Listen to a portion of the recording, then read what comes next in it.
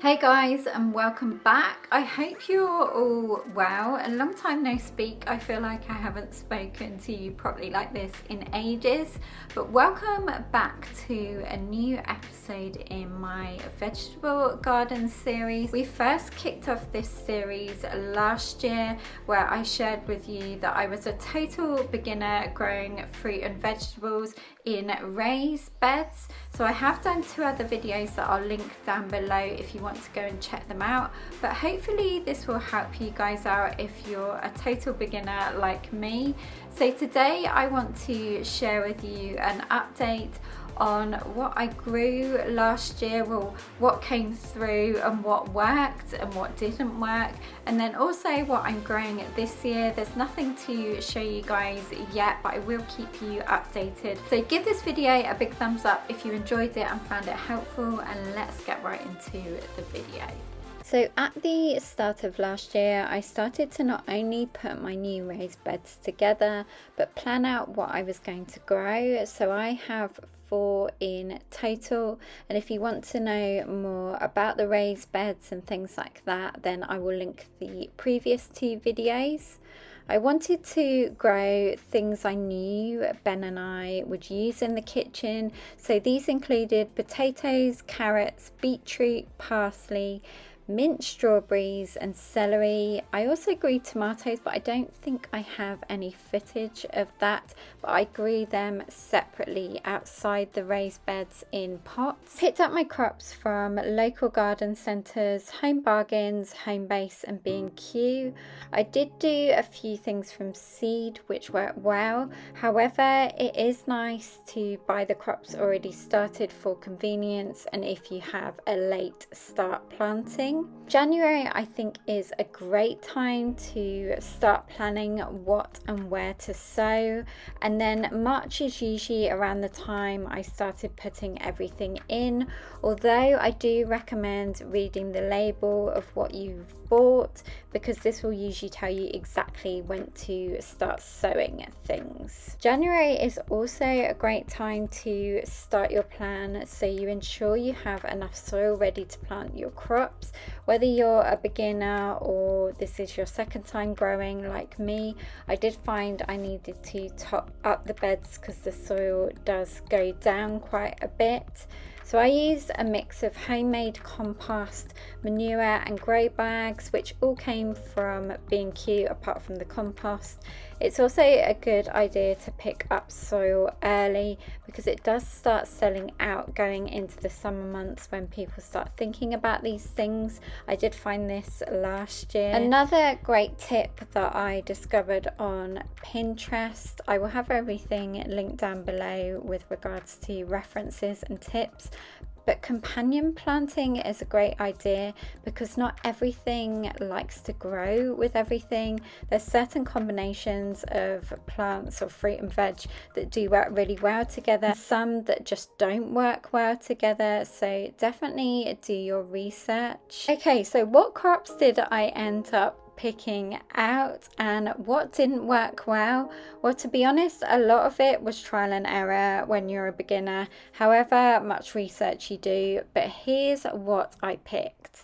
The most exciting surprise or crop that I dug up were the potatoes.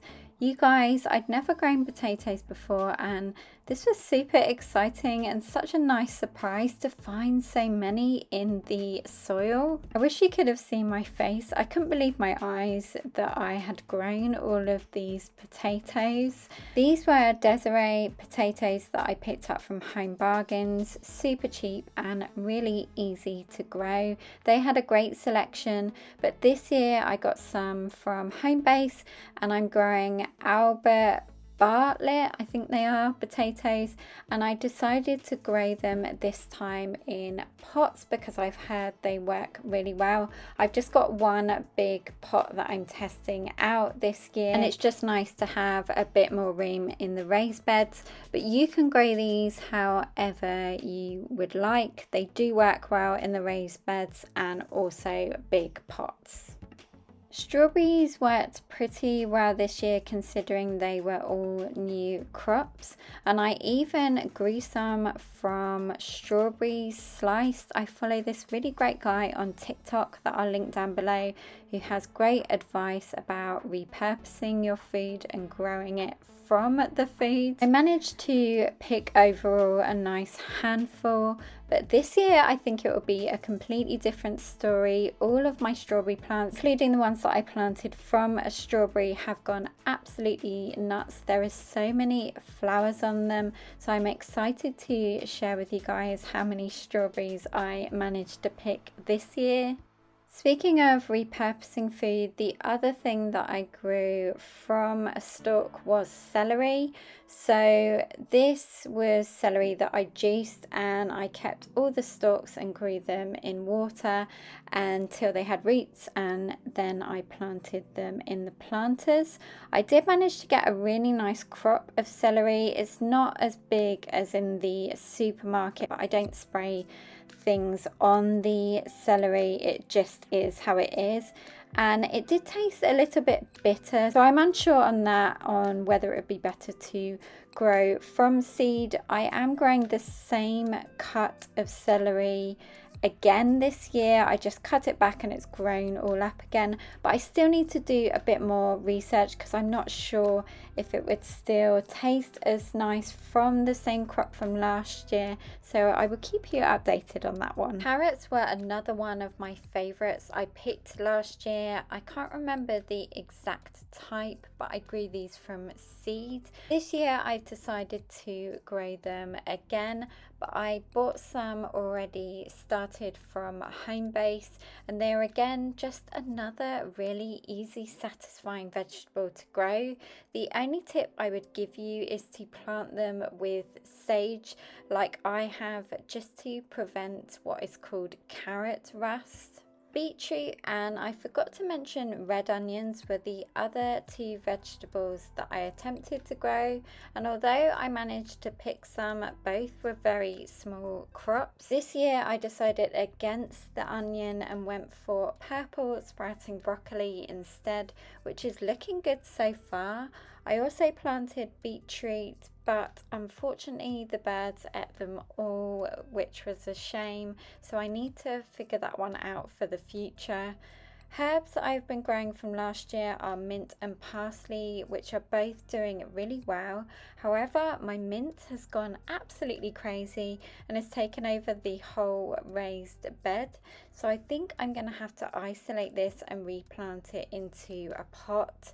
Kale was also something I planted last year, which did amazing until I had loads of slugs and caterpillars eat all of the leaves.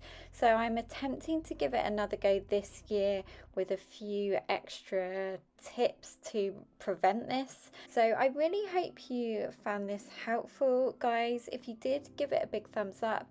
Like I said, I am a total beginner, but I just wanted to share with you guys my tips and what worked and what didn't. I will keep you updated on everything, possibly on YouTube stories. And also I want to share another video with you of what I picked this year, along with what garden plans we have for this area. Thank you so much for watching, guys. I really appreciate your support, and I will look forward to seeing you in my next video. Have a great weekend, and I will see you then. Take care, guys. Bye.